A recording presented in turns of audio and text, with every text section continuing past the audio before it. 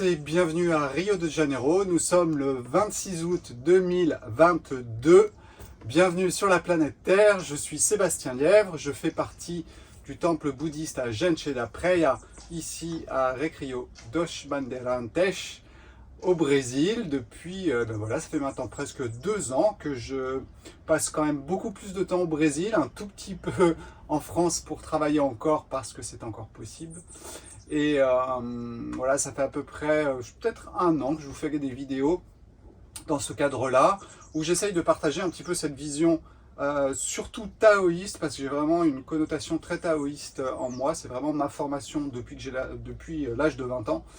Et j'ai intégré le bouddhisme avec, et notamment le bouddhisme Dzogchen, qui est une voie qui vous met face à vous-même et qui vous propose d'observer un petit peu ce qui se passe, de vivre la vie et d'avancer sur votre nature, comment vous fonctionnez, et qu'il y ait quelque chose qui se passe, qui s'allume là-haut et qui vous permette de vivre la vie d'une façon peut-être un petit peu différente, en étant un petit peu moins secoué et tout en n'oubliant pas de faire plein de choses. Voilà. Aujourd'hui, je vais vous parler d'une chose qui est intéressante, qui va être la destinée. Et oui, ça fait couler beaucoup d'encre. Est-ce que Hitler, tout petit, devait devenir Hitler? C'est une bonne question à laquelle je vais répondre directement. Pour moi, non, il n'y a pas une destinée, du moins pas pour 99% de la population. Pour 1% de la population, je veux bien. Et sûrement pour des raisons qui sont légèrement au-dessus de nous, de peut-être certaines choses qui nous dirigent et qui effectivement donnent une destinée à certaines personnes pour certaines raisons. Mais je pense que, globalement parlant, nous n'avons pas une destinée, et c'est ce que je vais vous expliquer un petit peu après. Ce n'est que ma vision, donc vous êtes ici en train d'écouter ce que j'essaye d'exprimer. Ce n'est que mon voyage, ce ne sont que les couleurs de ce que je vois du monde. Il est fort possible que vous voyez les couleurs d'une autre façon. Et puis voilà, si rien que ce que je viens de dire vous pose un problème, vous pouvez tout de suite appuyer sur stop. Et puis si vous vous questionnez un tout petit peu sur le but de cette destinée, eh bien restez avec moi et nous allons en parler juste après. Alors nous allons en parler de plusieurs façons. S'il y a bien une destinée que l'on partage, c'est la mort. C'est-à-dire la mort de votre corps physique, la dissolution de votre âme et votre esprit qui retournera sûrement à quelque chose. Mais on va dire que, effectivement, si nous avons une destinée que nous partageons tous, c'est bien la fin de quelque chose et c'est la fin de notre vie dans ce corps-là. Et pour le reste, voilà, il y a plein de possibilités. Dans le bouddhisme, vous savez, il n'y a pas de réincarnation, pardon.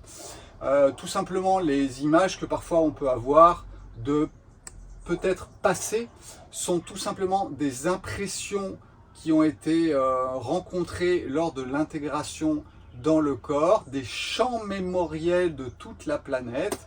Ce qui explique que si vous avez des capacités à entrer en résonance avec certains champs mémoriels, vous pouvez les retransmettre au cours de votre vie, avoir des images de personnes que vous avez l'impression d'avoir rencontrées. Et tout ça, ça s'explique dans le bouddhisme par les champs mémoriels. Je vous avoue que cette version a quand même ma préférence et ma tendance. J'ai été séduit bien sûr par ces histoires de vie antérieure, mais j'avoue que c'est arrivé il y a quelques années et c'était suite au design humain et à l'astrologie. C'est-à-dire qu'en fait, je me suis intéressé très jeune au yin et au yang, et notamment mon maître, si maître on peut dire, a été George Ohsawa.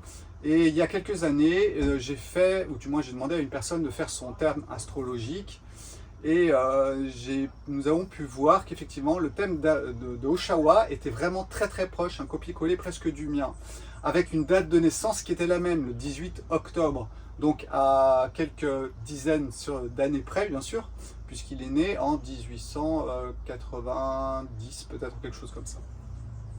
Donc il est fort possible que, je dirais, la programmation au niveau de Sébastien et était proche de la programmation de Oshawa de par l'alignement planétaire. Et cette programmation identique crée des résonances de l'un à l'autre, ce qui explique que quand je lis Oshawa, c'est comme si je l'avais toujours su. Donc je ne suis pas une réincarnation de George Oshawa, c'est juste que j'ai un pont qui a été créé avec ce genre de choses. Si aujourd'hui je suis dans le Dzogchen, c'est sûrement pas un hasard non plus. J'ai 2 tatouages sur mes chevilles, il y en a un, c'est la folle sagesse, la folie et la sagesse. Et c'était bien avant de rencontrer le Dzogchen ici, il y a 2 ans.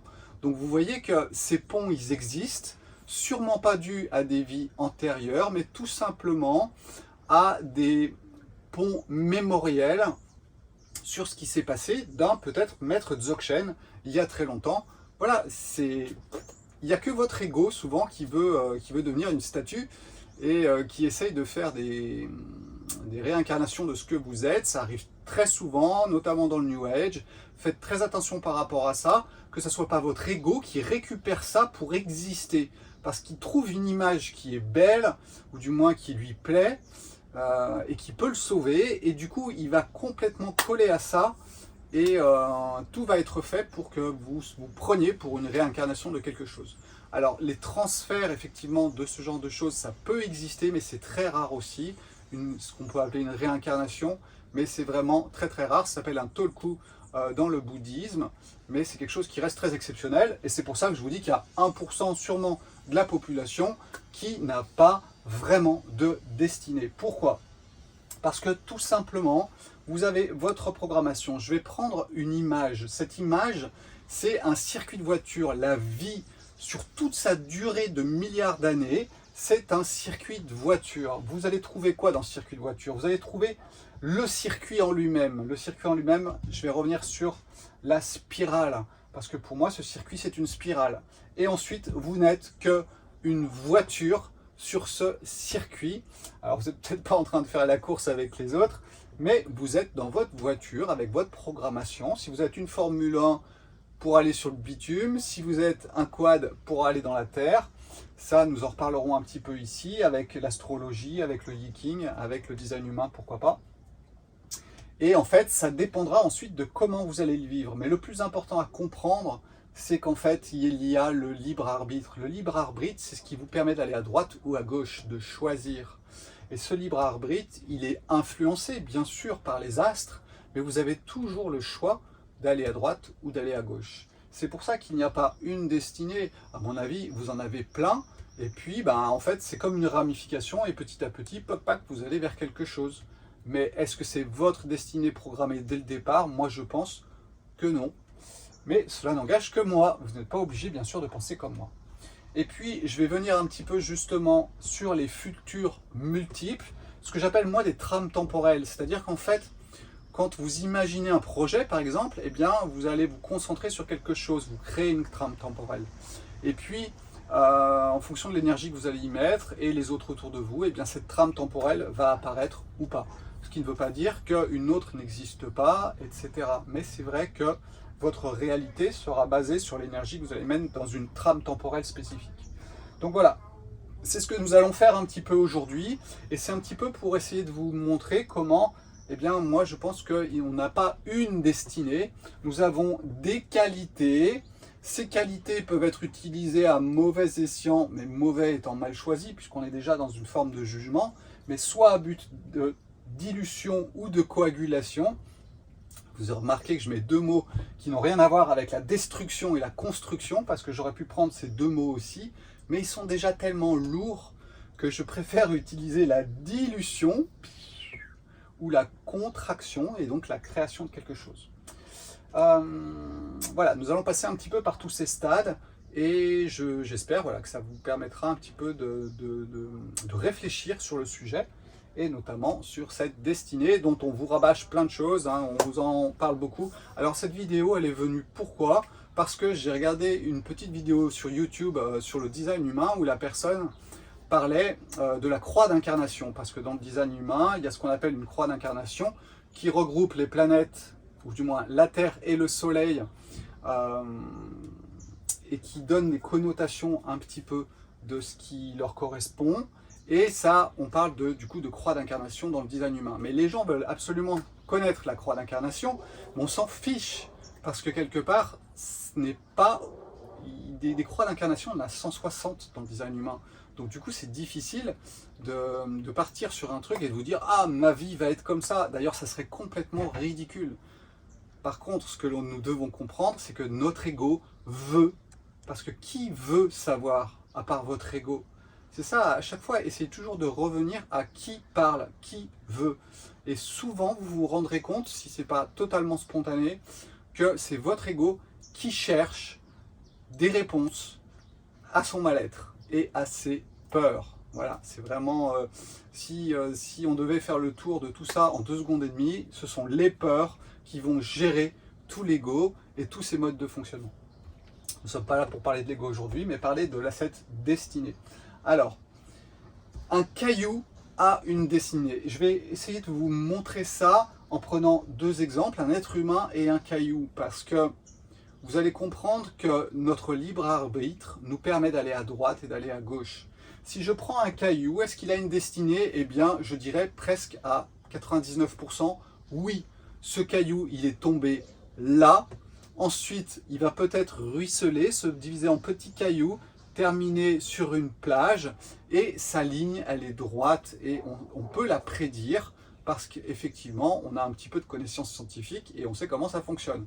Mais si vous prenez un rocher dans la forêt qui est là-bas, eh bien vous revenez dans 200 000 ans, eh bien le rocher, il y a beaucoup de chances pour qu'il soit encore là, peut-être sous de la terre, mais il n'aura pas pris ses petites pattes et il ne se sera pas déplacé un petit peu plus loin parce qu'il avait décidé qu'ici c'était mieux.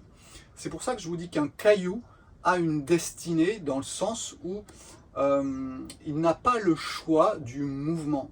Et peut-être que ce libre arbitre, c'est le choix du mouvement. Et ça c'est chez les êtres humains, c'est vraiment très fort. Ça l'est un petit peu moins chez les animaux et ça l'est un petit peu moins chez les plantes. Donc si on fait un classement des règnes, eh bien vous avez effectivement le règne minéral, ensuite vous avez le règne végétal, puis le règne animal et peut-être l'être humain qui serait quelque chose d'un petit peu différent. D'ailleurs, nous sommes un des rares à être totalement verticalisé. Ce n'est pas un hasard si notre corps est verticalisé parmi toutes les autres espèces qui sont autour de nous. C'est une question très importante et il faudra peut-être un jour en faire une vidéo. Donc voilà, la différence entre un caillou et un humain, c'est qu'un humain, il peut décider d'aller à droite ou d'aller à gauche. Et ça, c'est vraiment très important. L'ego, la peur, va le faire devenir comme un caillou. C'est-à-dire qu'en fait, plus vous êtes, je dirais, dans votre nature d'ego, et plus vous allez avoir tendance à être complètement sclérosé. Donc là, oui, vous allez ressembler à un caillou. C'est-à-dire que je reviens 10 ans après, ben vous êtes toujours au même endroit, en train de faire toujours la même chose. Si vous avez la chance d'être né avec, on va dire, un peu moins de peur, ou du moins pas marqué, etc., eh bien, vous avez affaire à des gens qui sont beaucoup plus aventuriers, et puis qui, d'un jour à l'autre, ne seront pas forcément au même endroit. Alors, ils ne sont pas mieux ou moins bien, c'est juste une façon de vivre la vie différente. Par contre, c'est vrai que le libre arbitre, on va dire qu'ils l'utilisent beaucoup plus. Donc, c'est une chance pour cela, bien sûr. Mais globalement parlant, un être humain, normalement, s'il est libéré de ses peurs, donc s'il est éveillé, s'il est axé, c'est-à-dire qu'il a bien compris qu'il est au milieu, qu'il y a au-dessus tout ce qui est la métaphysique, et ce qui est en dessous, eh bien, la terre qui le supporte, et lui qui est au milieu, bien droit, et qui est la jonction entre ces deux énergies qui montent et qui descendent. Donc cet être individualisé, cet être éveillé, eh bien, il a un libre arbitre. C'est un petit peu ce que l'on essaye de nous enlever à l'heure actuelle, puisqu'en fait, en faisant monter nos peurs, eh bien, nous sommes manipulés pour devenir des cailloux. Et donc, nous éloigner du côté éveillé de ce que l'on pourrait être. C'est tout, je dirais, le travail de ce temple bouddhiste, ici, c'est vraiment de vous pousser à réfléchir, et puis que quelque chose éventuellement se passe, parce que ça, c'est pas de notre volonté, c'est plutôt d'une volonté qui est au-dessus de nous, et qu'il se passe quelque chose chez vous.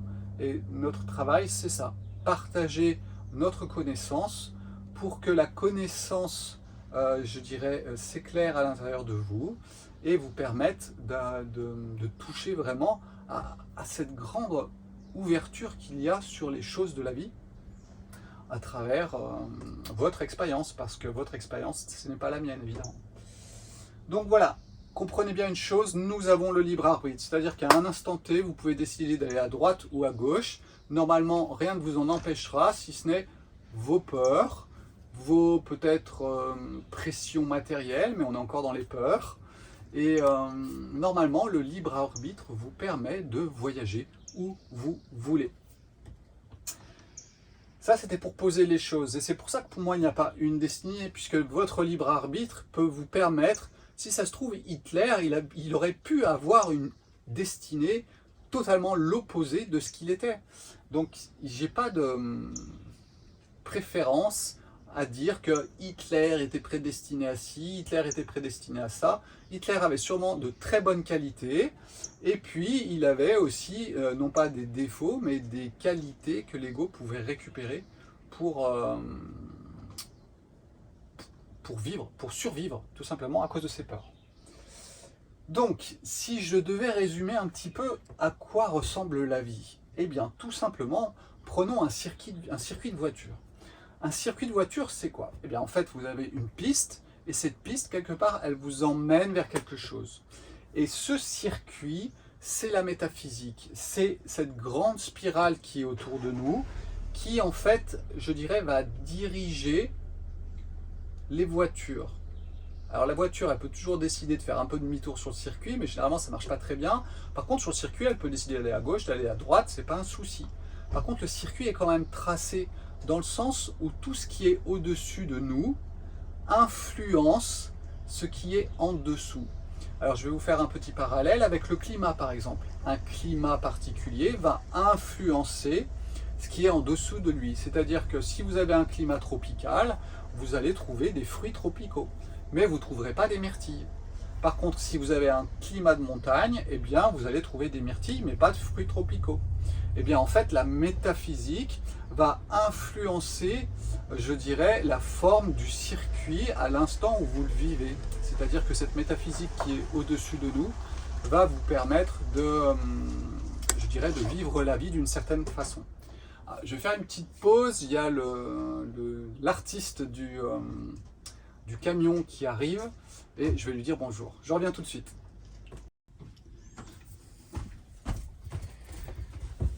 Bien, voilà, je suis de retour. J'ai vu en plus que le téléphone, la pince du téléphone l'avait poussé un petit peu avec la coque en silicone, ce qui fait que vous n'aviez qu'une partie de moi. Je couperai un petit peu, vous aurez un petit peu moins de ma bouille pendant le début de cette vidéo, mais c'est pas très grave. L'important, c'est ce que j'exprime et non pas que vous voyez la tête que j'ai. Voilà. Donc revenons un petit peu à ce que j'expliquais. Vous avez un circuit. Ce circuit, il est déterminé par la métaphysique. C'est-à-dire qu'en fait, c'est ce qui est au-dessus de nous. Alors, vous avez les astres, c'est déjà la première couche, je dirais. Mais après, vous avez les étoiles, certaines étoiles. Ensuite, vous avez des groupes d'étoiles. Et ensuite, vous avez la galaxie. Et ensuite, vous avez le nombre des galaxies. Et tout ça est dans une grande spirale et est en mouvement. Ce mouvement va créer, pour moi, l'expérience. C'est pour ça que la métaphysique dirige d'une certaine façon nos vies, avec toujours ce libre arbitre qui va être présent. Donc cette métaphysique, c'est l'univers qui est autour de nous, et surtout son mouvement. Or cette spirale, je pense que, d'ailleurs c'est confirmé par la science, c'est que tout simplement cette spirale est en expansion. Or cette expansion va créer, je dirais, des phénomènes à l'intérieur de nos sociétés, et que nous allons pouvoir même recouper dans le temps. C'est pour ça que Platon est très intéressant, dans le sens où ce qu'il exprime, vous pouvez le vivre encore aujourd'hui au niveau voilà, de la tyrannie, de la démocratie, de la façon dont une société et sa politique est dirigée. Eh bien, vous pouvez le revivre aujourd'hui, mais avec des couleurs un peu différentes, tout simplement parce que la spirale eh bien, continue de bouger, vous êtes quelque part dans le circuit de la spirale, et puis hop, vous repassez au même endroit devant les mêmes choses, sauf que vous êtes rentré un petit peu plus peut-être vers l'extérieur de la spirale, donc on peut voir encore les mêmes choses, les mêmes cycles, Par contre, les couleurs vont être différentes, l'intensité va être différente, parce que justement, nous ne sommes plus au même point de cette spirale. J'aime bien avoir cette image parce qu'en fait, elle est relativement simple, elle est en 2 dimensions quelque part. On enlève toute notion de voyage dans le temps, etc.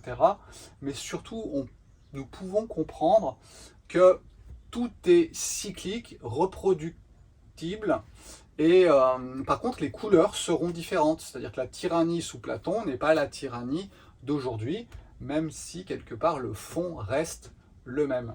Donc voilà, cette métaphysique, elle va vous donner le circuit sur lequel vous allez évoluer. Alors est-ce qu'on doit en faire une destinée? Oui, mais alors à ce moment c'est une destinée pour une civilisation, pour une humanité. C'est une grande destinée qui est très très longue, avec un Big Bang ou je ne sais trop quoi au début qu'il a créé. Alors dans le taoïsme, c'est ce qu'on appelle le Tao, hein, c'est la première intention de faire quelque chose avant qu'il y ait la polarisation, et ensuite on part vers l'expansion. Il y a une contraction d'énergie et pouf, après on part vers l'expansion. Donc voilà, ça ce sont les cycles stellaires et nous avançons vers quelque chose. Donc oui, il y a une destinée par rapport à la planète, par rapport à notre galaxie, par rapport à notre système solaire, c'est une évidence. De toute façon, cette destinée, elle est comme pour la nôtre, ça restera un moment ou un autre sa disparition. Voilà. Donc cette métaphysique, il faut bien la comprendre. C'est pas quelque chose de compliqué. Quand on parle de métaphysique, moi je me souviens, je pense qu'il y a quelques années, j'avais vraiment une image d'une complexité de la métaphysique et je ne pensais pas faire de la métaphysique quand je faisais du design humain, par exemple. Donc vous voyez que le mot est barbare et on va dire scientifique, mais au bout du compte, en termes humains et en termes d'expérience, c'est quelque chose de très simple. Par contre, c'est subtil dans le sens où quand je prends un caillou sur le pied, ça me fait mal, je le sais tout de suite, mais si Mars passe dans mon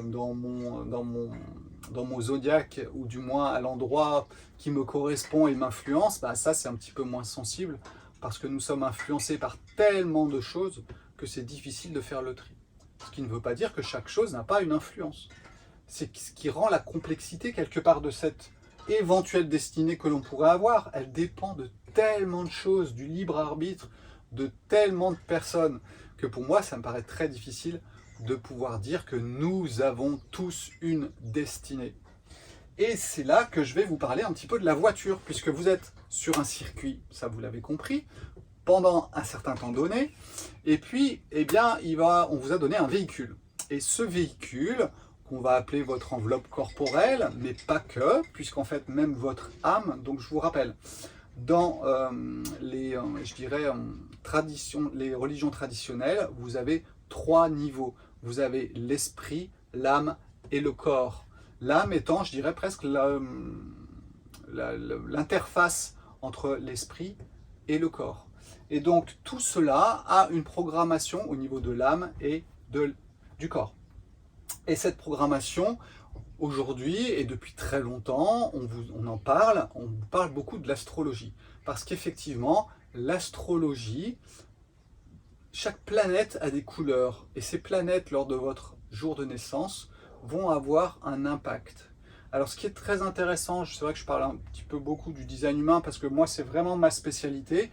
L'astrologie pure, non. Par contre, l'intégrer dans un autre système que moi je considère plus large, puisqu'en fait il y a aussi le Yiking, les 64 façons de vivre la vie, comment vous allez les illuminer avec les planètes, et ça vous permet quelque part d'avoir votre programmation.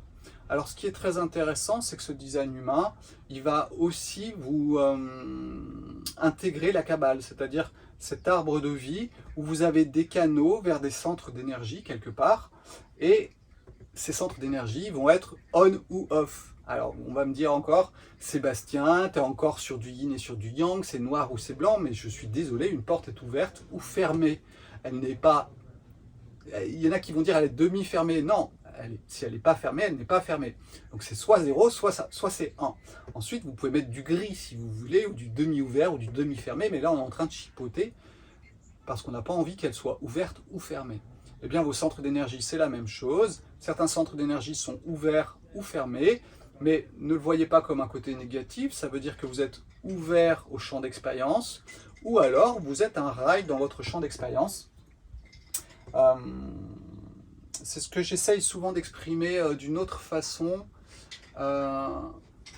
Vous allez absorber les choses de la vie.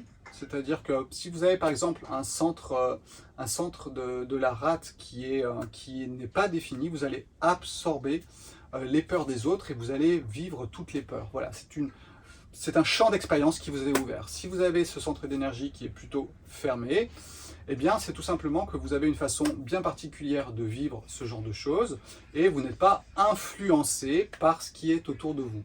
Et vous verrez comme ça que dans le design humain, tous les centres d'énergie peuvent être ouverts ou fermés en fonction des planètes qui étaient de passage à votre naissance, mais pas que, puisqu'en fait dans le design humain, on intègre aussi le côté ancestral. C'est-à-dire qu'en fait, vous n'êtes qu'un mélange entre votre passé et quelque part votre futur possible, c'est-à-dire les capacités qui vous ont été données à l'instant T de votre naissance, grâce évidemment aux couleurs des astres. La numérologie en parle aussi. Alors moi c'est vrai que j'ai tendance à faire très attention avec la numérologie. Votre date de naissance, elle est liée à quoi? À la naissance du Christ, et après on a commencé à calculer à partir de là. Qui a trouvé la naissance du Christ, etc. Voilà, je vous invite à regarder une vidéo que j'ai faite sur ça, qui remet un petit peu en question la numérologie par la date de naissance. Par rapport au prénom et par rapport au nom, je suis sûr que je pourrais en discuter aussi, en sachant que l'on a créé un alphabet. Cet alphabet, il vient d'où? Qui a décidé que c'était comme ça? Et on a mis des chiffres dessus. Ok, c'est très bien, mais c'est encore totalement arbitraire. Je préfère de loin la numérologie plutôt, je dirais, taoïste, dans le sens où on part de la création du monde. La dualité, ça fait 2. 3, ça fait tous les êtres qui sont sur place. 4, vous allez avoir commencé la division dans l'espace. 5, vous avez les échanges. Voilà, tout ça pour moi est beaucoup plus intéressant qu'une numérologie basée sur une date de naissance ou sur un nom et prénom. Ça n'engage que moi et c'est ma position par rapport à ça, même si mon ego est toujours content d'avoir une numérologie standard, d'accord?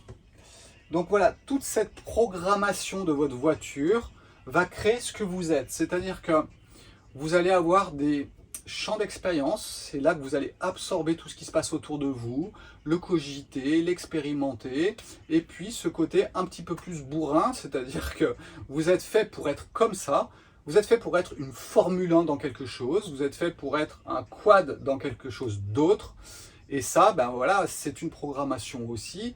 Vous aurez du mal à le changer parce qu'il n'y a rien à faire. Mettez une Formule 1 sur un circuit de quad, et ben vous allez rigoler parce que la Formule 1 elle va faire 10 mètres et elle va se cracher. Voilà. Et inversement, vous mettez un quad sur un circuit de Formule 1, ben, il va rester longtemps à la traîne. La Formule 1 aura le temps de faire 4 tours alors qu'il n'aura pas fait un. Donc voilà, chacun est différent, c'est votre individualité et individualisation. C'est très bien comme ça crée toutes les couleurs de la vie et il n'y a pas deux êtres humains qui sont identiques, tellement les possibilités de programmation sont importantes. Voilà. Je vous rappelle, les fractales, à chaque fois qu'on rentre dans une fractale, à chaque fois on retrouve une polarisation. Donc en fait, vous pouvez avoir une infinité de polarisations possibles. C'est pour ça que deux êtres humains ne peuvent pas être identiques. Par contre, ce qui est intéressant, effectivement, avec l'astrologie, on peut le voir, c'est que deux êtres humains peuvent être relativement proches de par leur influence astrologique. Et ça, c'est intéressant.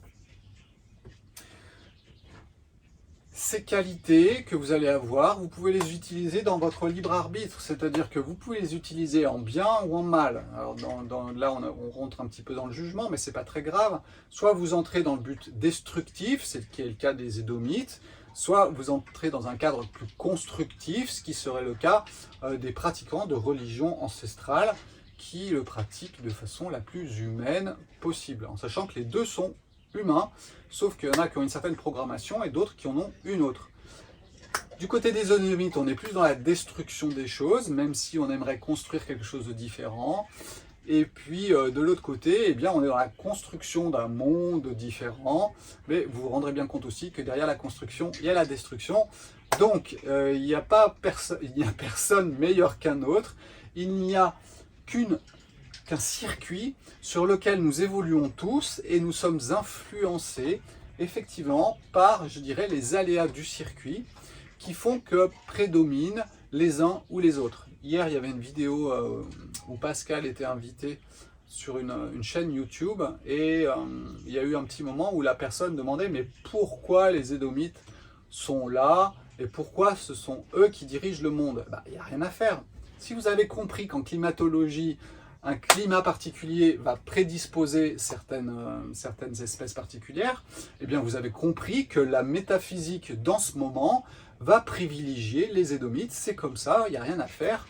Et ça là va suivre son cours. Ce n'est juste qu'une question de temps, de cycle. Et à nous de circuler sur ce circuit-là en fonction voilà, de ce que l'on est, de notre libre arbitre, de notre ego aussi, puisque c'est lui, de par ses émotions, qui va mettre les choses en mouvement, et peut-être entrer aussi dans un champ d'éveil où nous pourrons voir un petit peu le monde d'une façon, et le vivre surtout d'une façon différente. Alors parlons un petit peu de ces histoires de futurs multiples. Et c'est là que vous allez comprendre que la destinée, quelque part, pour moi, n'est pas possible dans le sens où un futur est une ligne temporelle. Cette ligne temporelle, vous en créez peut-être 10 à la seconde. C'est-à-dire qu'à peine vous commencez à cogiter quelque chose que vous créez une ligne temporelle. Pour moi, cette ligne temporelle, elle est reliée à la concentration de l'énergie et grâce à votre conscience. C'est-à-dire que si je me focalise sur le fait que je vais tomber en panne avec ma voiture, et je dis bien que j'ai peur de tomber en panne avec ma voiture, parce que la peur n'est pas la spontanéité, elle est même son opposé. Donc la peur de quelque chose va concentrer votre conscience sur quelque chose, et vous allez créer votre futur grâce à cette, je dirais, focalisation de conscience sur des points de création de la matière quelque part. C'est intéressant de pouvoir peut-être le voir un petit peu comme ça. Donc vous, si vous avez 10 personnes qui pensent la même chose, eh bien en fait, vous allez effectivement, la matière autour de vous va avoir tendance à s'agglomérer de cette façon-là.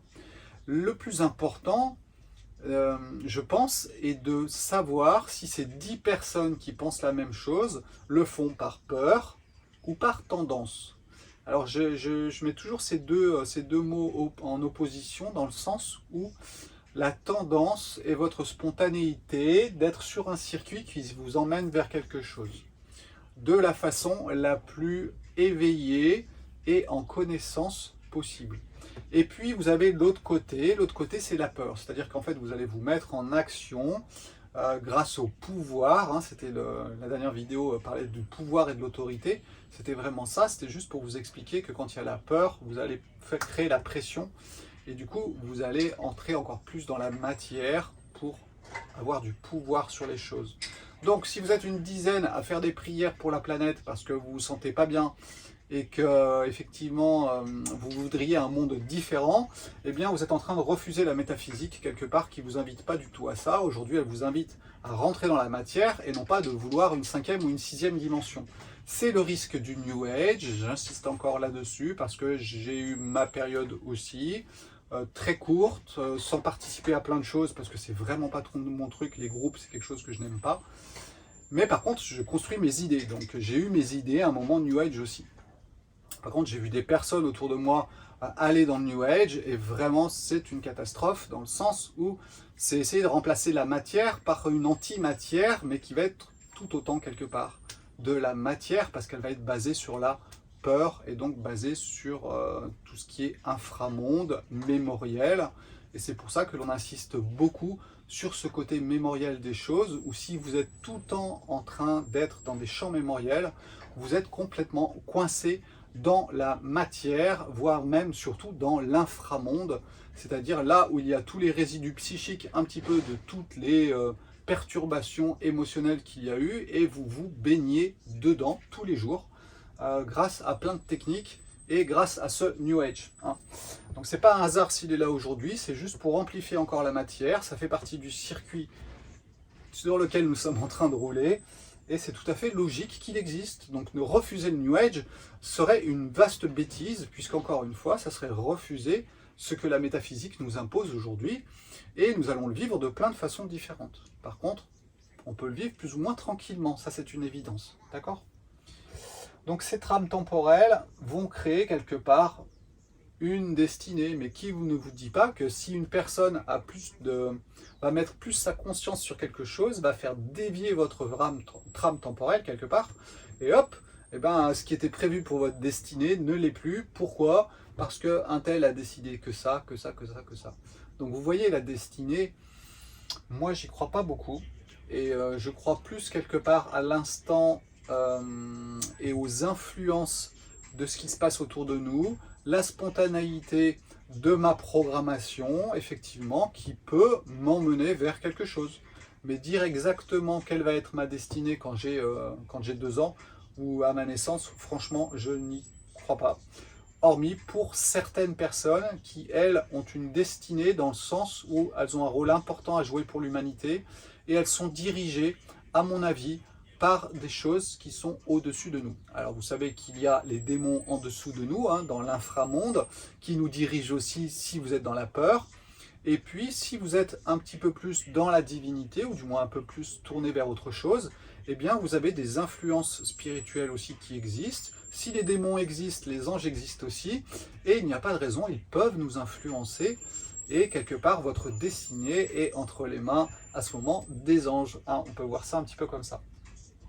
Et vous ne pourrez pas y faire grand-chose, parce que quelque part, leur énergie sera potentiellement plus importante que la vôtre en termes de concentration de conscience, et du coup, ils vont vous ouvrir une trame temporelle. Et ce qui explique qu'effectivement, certaines personnes peuvent avoir une destinée. Voilà, j'ai fini pour aujourd'hui. J'espère que ça vous aura intéressé, ça vous fera poser des questions par rapport à ce que l'on vous raconte. Et plus on voudra vous faire croire que vous avez une destinée, à mon avis, et plus on va refermer le couloir. Je vous rappelle que plus votre champ d'expérience est large, plus vous avez le libre arbitre, et plus vous pouvez vous amuser quelque part. Et puis plus vous êtes dans un couloir de pensée, et plus vous allez être coincé. Et c'est exactement ce que vont essayer de vous raconter les gens qui vont vous faire croire que vous avez une destinée, alors que quelque part vous en avez plein, à moins que vous soyez Jésus. Mais bon, des Jésus, il n'y en a pas tous les jours, donc c'est comme ça. Ciao ciao, à bientôt, et puis portez-vous bien, faites attention à la vie, faites attention à ceux qui sont autour de vous, aimez-les, trouvez la compassion pour vous déjà, parce que si vous n'avez pas la compassion pour vous, vous aurez du mal à l'avoir pour les autres, ou du moins pas dans sa globalité, mais juste comme une technique de compassion. Voilà, ciao ciao, bye bye.